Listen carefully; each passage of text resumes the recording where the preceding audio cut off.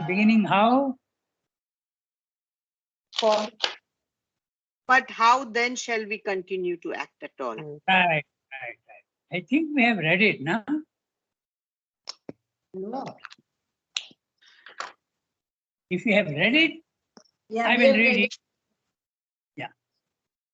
Okay. We read So- it, now we have to go through it. Okay, right. I agree. So I'm reading each. Today we can finish the the chapter.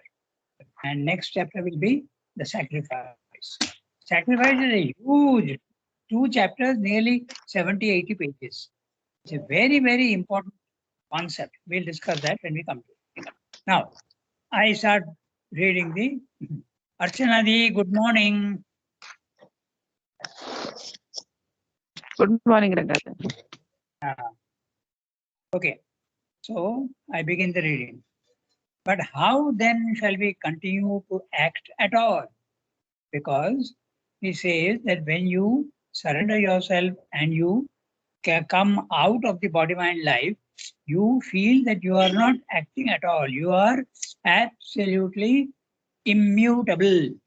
The action is going on in the body mind life, but you are not acting. But then how do you act in the physical world? Chandra is asking.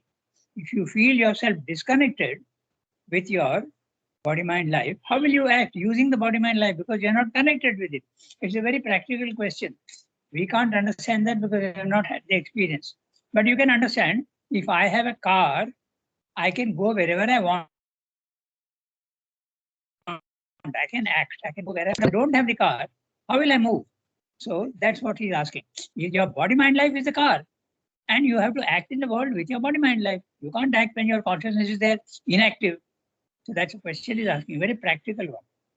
For ordinarily, the human being acts because he has a desire or feels a mental, vital, or physical want or need.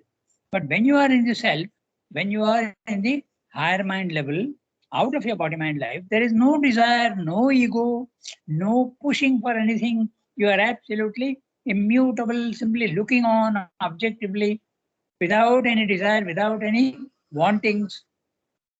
So how do you act? He is driven by the necessities of the body, by the lust of riches, honors or fame, or by craving for the personal satisfactions of the mind, the heart, or a craving for power or pleasure. We all have motives when we want to act. But if motives disappear, how are you going to act? That's what he is going to explain to us. Or he seized and pushed about by a moral need, or at least the need or the desire of making his ideas or his ideals or his will or his party or his country or his gods prevail in the world. Now this is interesting. He's saying that when you have desires and wants, then you do that. But suppose somebody is slightly more subtle, okay? He doesn't have any desires, but still, for instance, take Sri Aurobindo fighting for his country, okay? He's not having a personal desire, but the desire is much larger, okay? So still there is a desire. That's what he's explaining. Okay? There are very petty and personal desires, but there are also desires for ideals, okay? I want my country to win. I'm not for myself, nothing to do with me, but I want my country to win. I want my brother to succeed. You're thinking of others. You're thinking of the others. So that also is a desire. It's a slightly better desire than for your own self, but still it's a desire. That's what he's saying. Or he started the sentence with, or he seized the normal man who is identified with the body mind life and pushed about by a moral need, or at least the need of it or the desire of making his ideas or his ideals or his will or his party or his country or his gods prevail in the world. Now, or his gods, each one we can give an example. Huh? The need of the desire for making his ideas or his ideals. No, ideas, I insist that everybody must understand the way I understand. Okay, and this is very common. There are many people who insist that everybody should understand instead of those ways. But it is better not to do any propaganda. Let them evolve by themselves and come to the ideas. Or is ideals. I have an ideal. Okay. I want this to happen.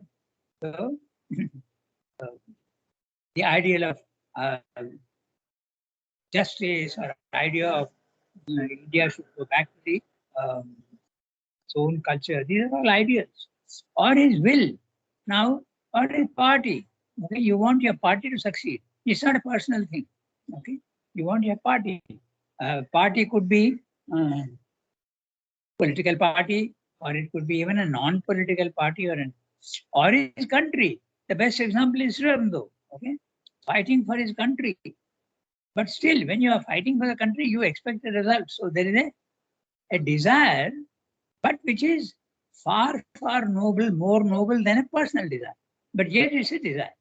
Or is gods prevail in the world? Gods prevail in the world is the best example in the Islamic terrorism.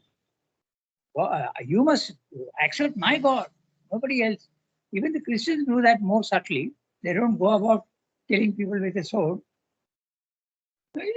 But they also do the same. You must accept Christ, otherwise you can't get liberation. Prevail in the world. So each one he is given, we have given examples for each one.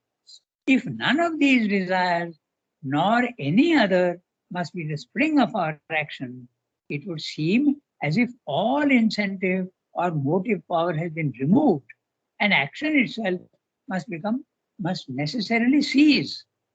There cannot be any action. So now Gita comes out with a third great secret. The Gita replies with its third great secret of the divine life. All action must be done in a more and more Godward and finally a God-possessed consciousness. The normal condition you can't do. But if you go to God and God possesses you, then action in the physical world is possible. How? By Nishkama Karma. Our works must be a sacrifice to the divine. We do the works for the divine and not for ourselves. At our level, when we are identified completely with our body, mind, life, you can only try, okay, but it's never perfect. We can try to everything that we do, eating, sleeping, going to work, okay, even treating a patient like doctors do, or even operating, everything you first offer to the divine. I don't think there's anything wrong even in asking for a small amount of success. Let my operation be successful because you are linking your action to the divine. So, although it is better not to do that, still you can ask for success also if you think of God. There are gradations there also. Then you. Rangada, here Yeah, is a tell me. third great secret. Third great secret. What are the first two? Yeah, I'll tell you at the end of the. Okay, I'll tell you right now. The first one is equality, samata. Okay? The second is the renunciation of desire. You renounce all desires. And the third action is the sacrifice to the Lord. These are the three things. Okay? So he has told you earlier, this is one of the difficulties with Shyam Those. He doesn't repeat what he has said. So the first one is equality, samata, complete calmness in the being, no disturbance at all. Second, renunciation of desire for the fruits in works. Do the work without expecting result. Almost impossible for us when we do something, we naturally expect results. Because at our level, if we try to do a work without expectation of results, we may not be so much interested and it may be very imperfect work. But you have to do the best work possible, but not expect any fruits. This is possible only when you go to the self. If you are in the normal consciousness, very, very difficult. But all effort can certainly be made.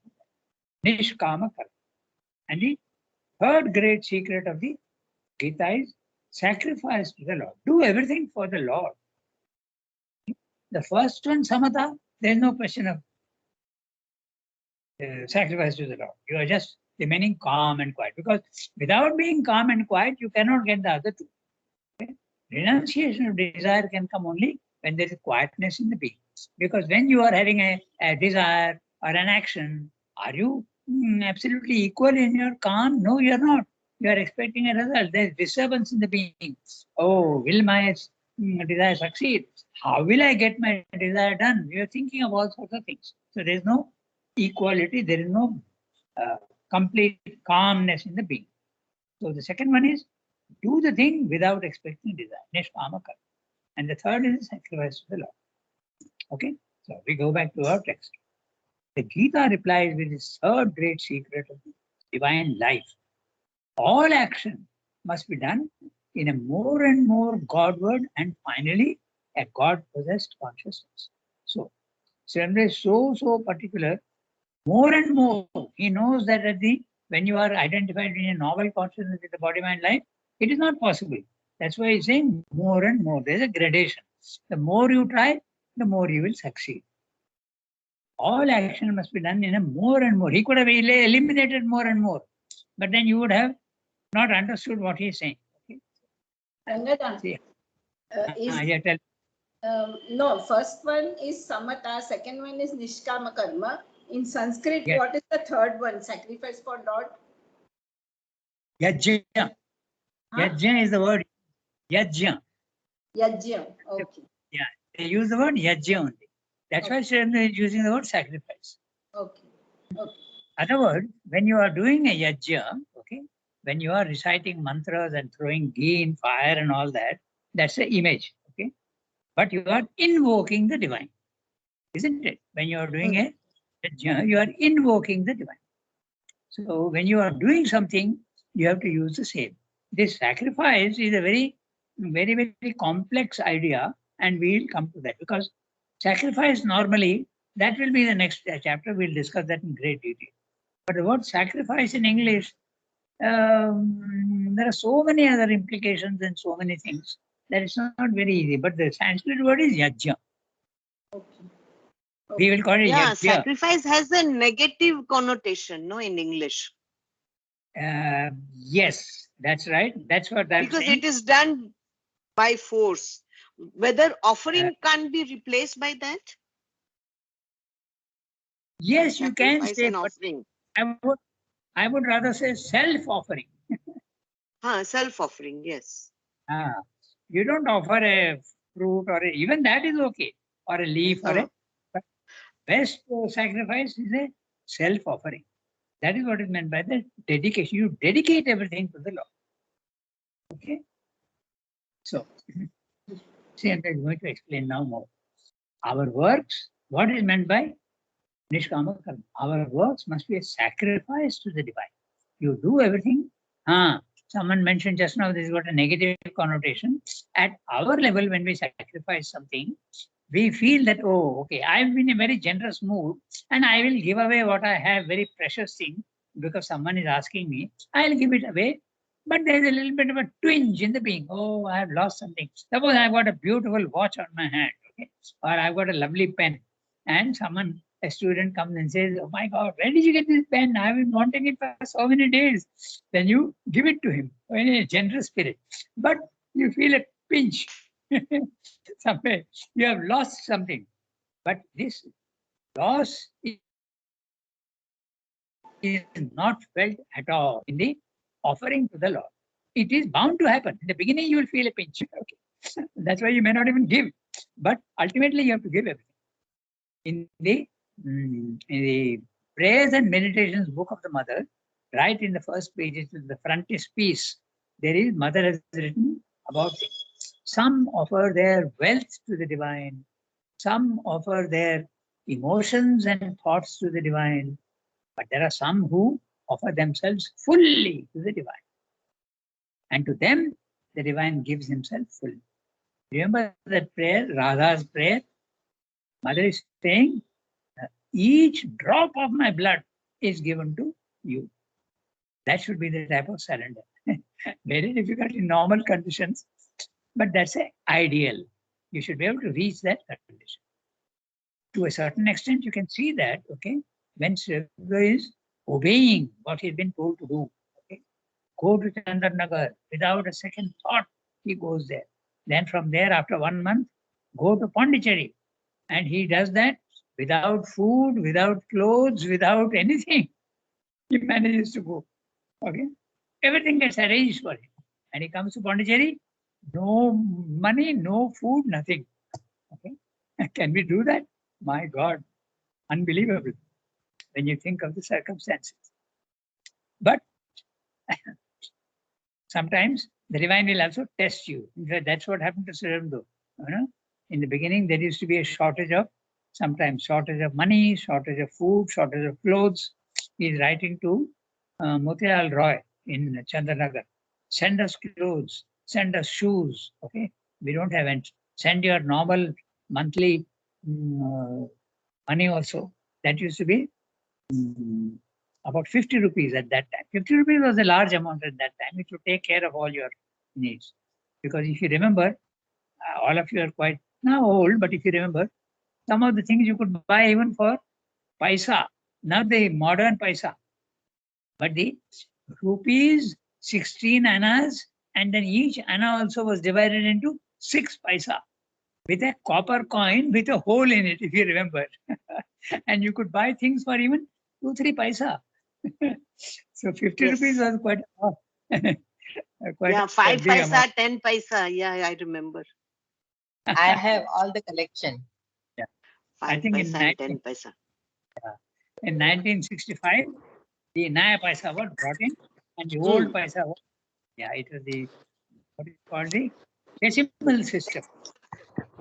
In the old one, it was not decimal system. It is with 16. 16 annas, 1 rupee. Okay, we come back to our next. So, our works must be a sacrifice to the divine. And in the end, a surrender of all our being. This is at the end. That's what I just now told you about Mother's prayer. No, not prayer. It is in frontispiece. She says, some give their money to the divine, some give their physical offerings to the divine, some give their thoughts and feelings and all. But those who give themselves fully, that's what they're referring here. And in the end, a surrender of all our being. And what is that? Mind, will, heart, sense, life, and body. So the one must make God love and God service our only motive.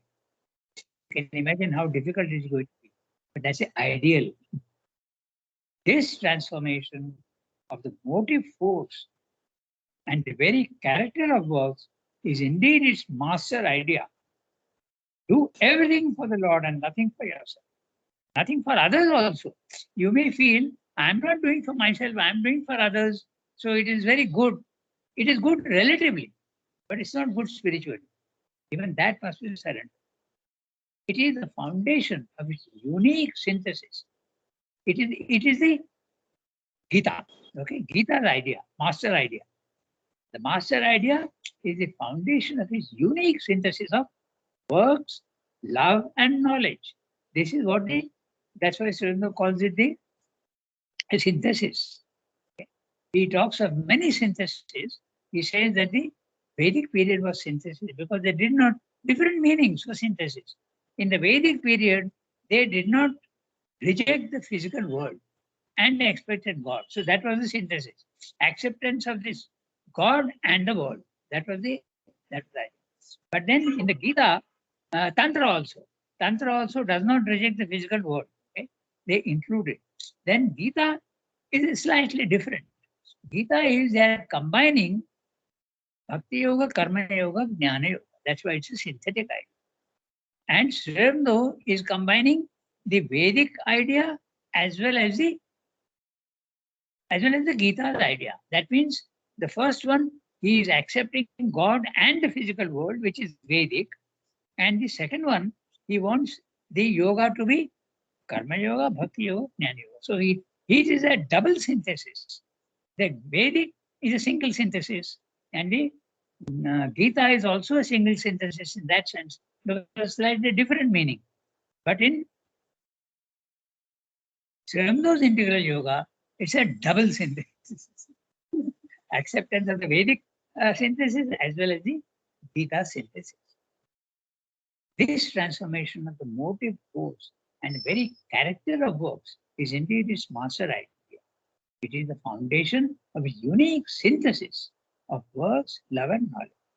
In the end, not desire, but the consciously felt will of the eternal remains as the sole driver of our action and the sole originator of its initiative.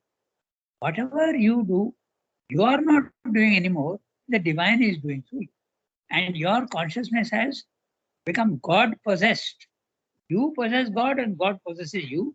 Therefore, there is no difference between your will and the divine will. And whatever has to be done is done by the divine. Now, that is a very interesting question. I'll give you two examples. Okay. Now, suppose I make a prayer to Mother. Now, she grants that prayer. Is she granting at a personal level, or is it the divine who is doing it through her? There could be a gradation also, because there is a human aspect also to the avatar, and there is a divine aspect to the avatar. So it could be, but all personal aspects in the avatar are also supported by the divine. I remember one person was in great difficulty. In fact, my own father, I can tell you, he was in difficulty, and he, in fact, I wrote the letter to Mother and explained his difficulty.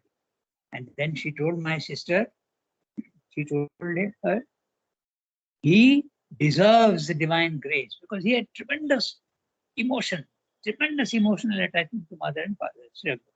So she said, she deserves, okay, she deserves the divine grace. And very soon he got out of the trouble. So the Mother is granting at a personal level, which is supported fully by the divine.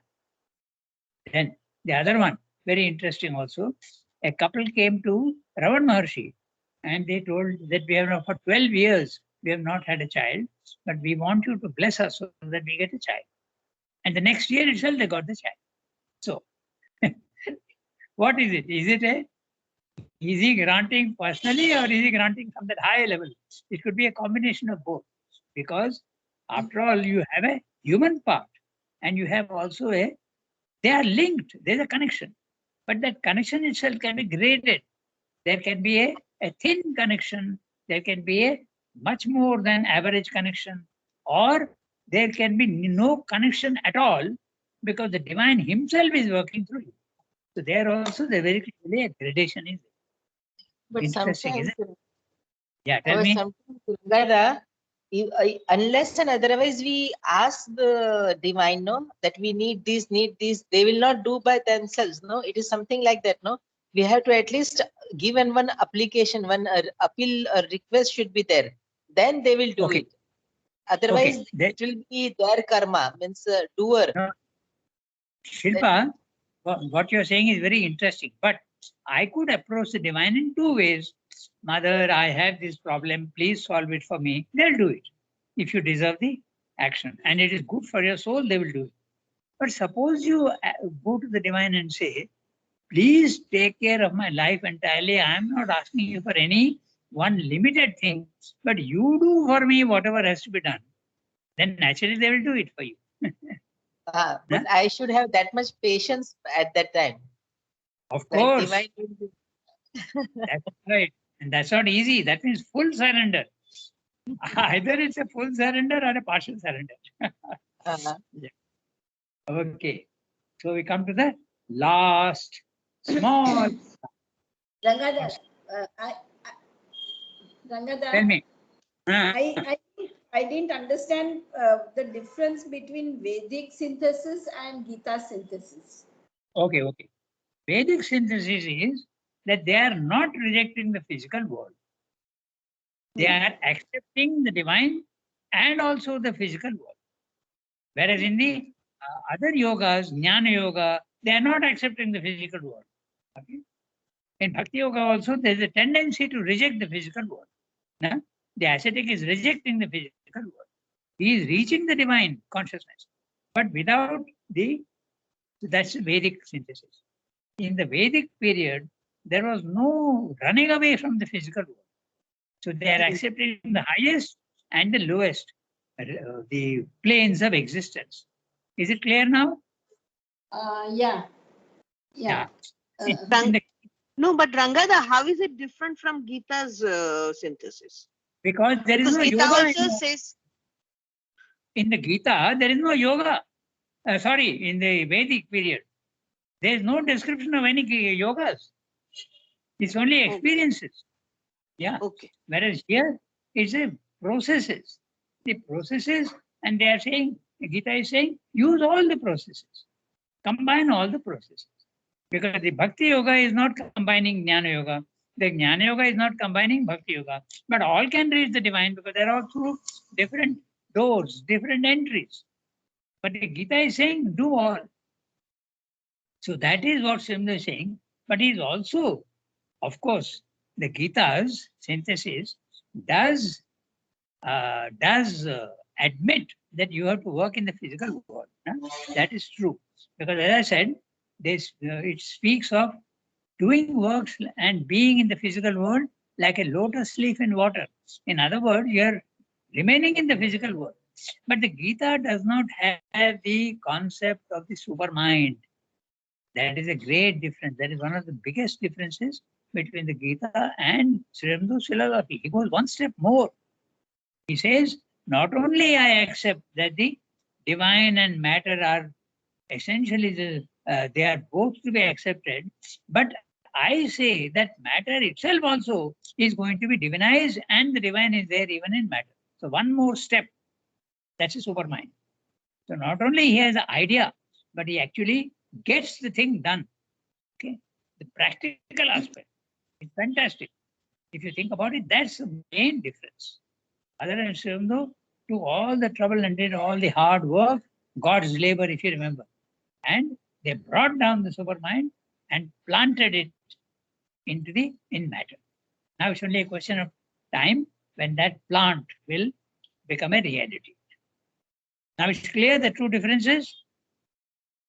yeah, but generally, generally we are a mix. We do all the yogas, no, generally, normally, because you have all the sides in you. You have the bhakti part in you. You have the gnan part. I mean, a little bit of everything we have. That's true. Potentially everything is there, yes. But it depends on individual nature. Na?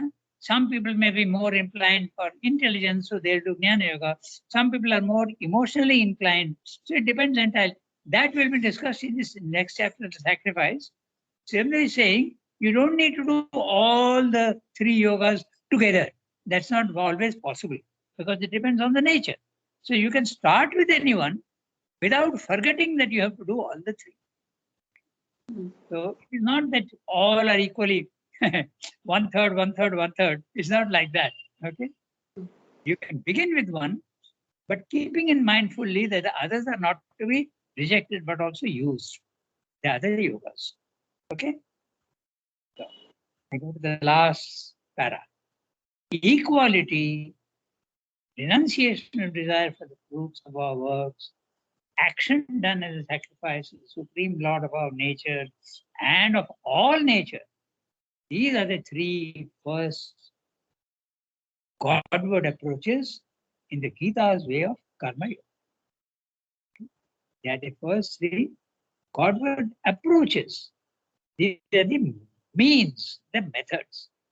And once you have reached the divine, equality is not necessary, no effort is needed. Renunciation of desire is not needed. Sacrifice also is not needed because you become what you want to be. Become the divine. That But completes the this is chapter. this is the Yeah, summary. What we were discussing now. exactly. This is it comes here. Whatever we discuss, it comes here. That's right. That's why it's such a short para. Hmm. Equality, renunciation of desire for the fruit of works, number 2. Number 3, action done as a sacrifice for the Supreme Lord of our nature and all nature. These are the three first Godward approaches in the Gita's way of karma yoga. There are many who read the Gita, but they don't see the synthetic aspect of the Gita. Somebody says, it was even Bal Gangadhar Tilak who said that the Gita is karma yoga. Then there are others who say Gita is Jnana Yoga because it tells you even how to sit in posture and how to even breathe. Think of the tip of the nose, see the breath coming out. So all great details are there. Keep your spine absolutely erect. Okay. Don't sit on a very low, don't sit on the ground, don't sit on something too high. Huge amount of details are there. Sit on a soft cushion because all the physical difficulties must be removed, and then you do the breathing. And make the in-breathing and the out-breathing equal. Okay, all these details are there. So many think that it is Jnana Yoga. Okay? But then the Bhakti Yoga is also greatly emphasized in it. So each one is thinking that is the important thing. Surendra is the only one who says, no, it's a combination of all.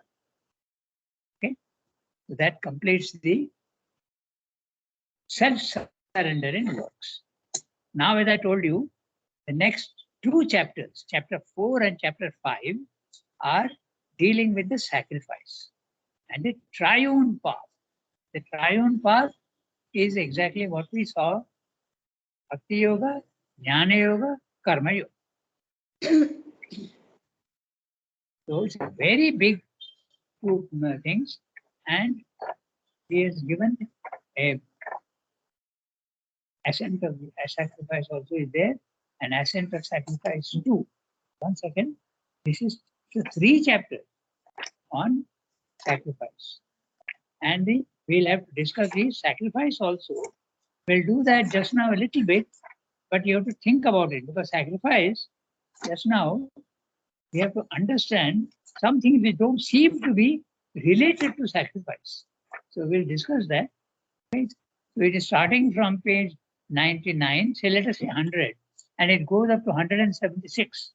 So nearly 80 pages sacrifice.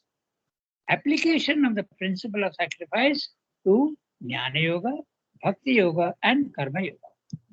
These are the 3 chapters. So 80 pages will take a long, long time to finish it, but it goes into great detail.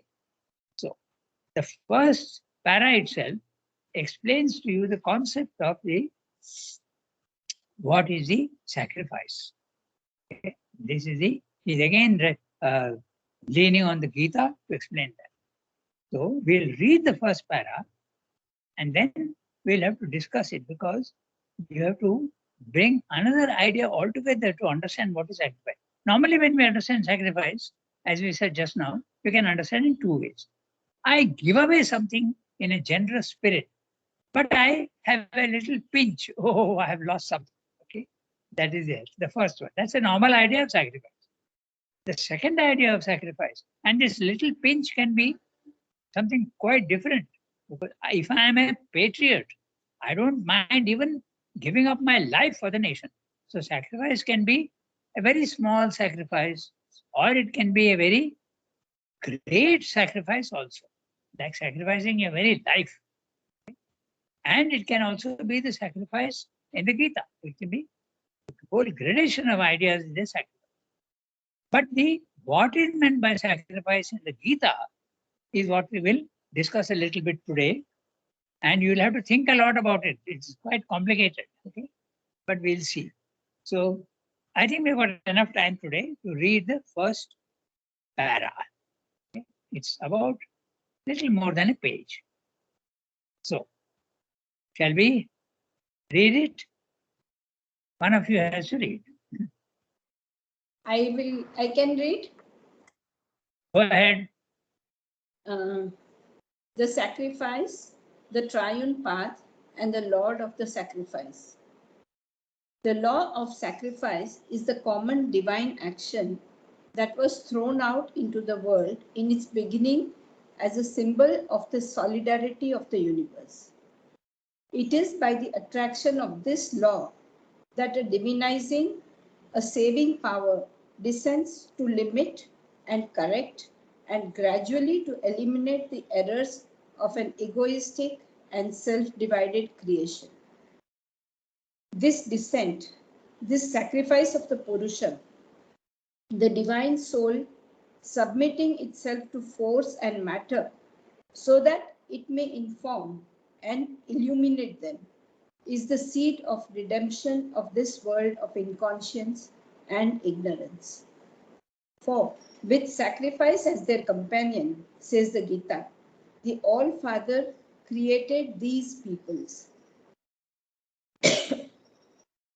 The acceptance of the law of sacrifice is a practical recognition by the ego that it is neither alone in the world nor chief in the world.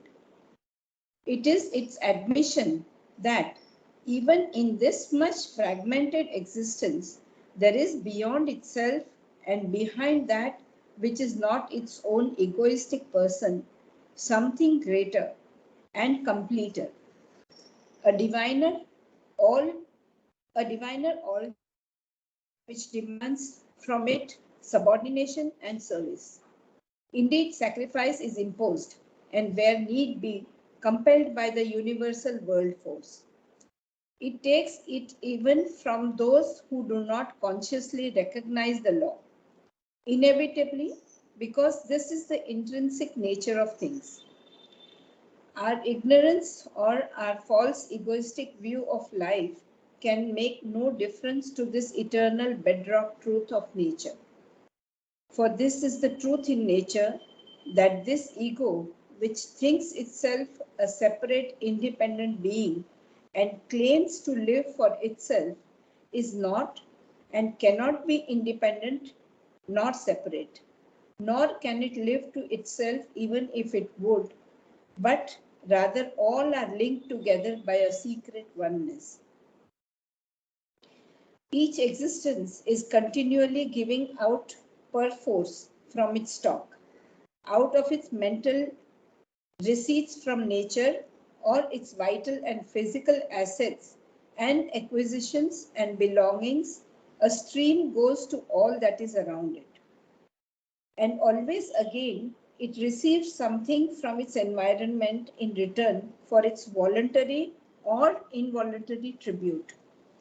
For it is only by this giving and receiving that it can effect its growth, while at the same time it helps the sum of things. At length, though at first slowly and partially, we learn to make the conscious sacrifice. Even in the end, we take joy to give ourselves and what we envisage as belonging to us in a spirit of love and devotion to that which appears for the moment other than ourselves and is certainly other than our limited personalities.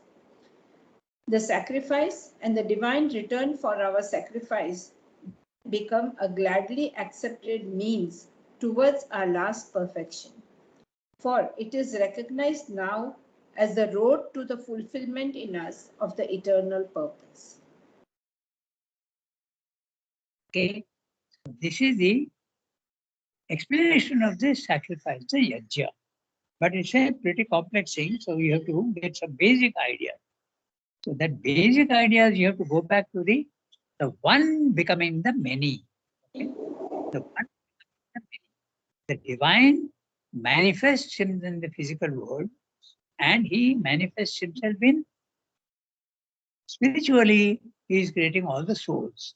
His one over soul becomes individual souls in the divine, and that's why each individual soul is essentially divine, but but with a different character. Each soul is different. It's not this essentially the same, but with a different character. Just like on a tree, for instance, okay, all the mangoes are essentially mangoes. Their essence is the same. If you eat any 2 mangoes, 3 mangoes, or whatever, essentially the experience will be the same. Sweetness and the fragrance and the taste will be the same. But each one is different. The size can be different, the color can be slightly different, the taste also may slightly differ, but essentially it's all the same. So all the human souls are essentially divine, but with a different nature. Okay. So, but each soul then is independent of the others, or are they all connected? That's the question. So when they are all connected, even science has recognized that the whole world is a synthetic whole. It's all connected. Okay, they they have understood that. What happens in one place happens in another place. They explain in a different way, but there's a connectedness. Okay? Everything is connected. So, if the connection is there, can I behave as though I am independent and separate from everybody else, and I can do everything for myself only?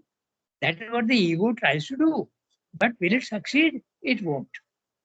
That is the idea, that the sacrifice, you have to live in harmony with everybody else.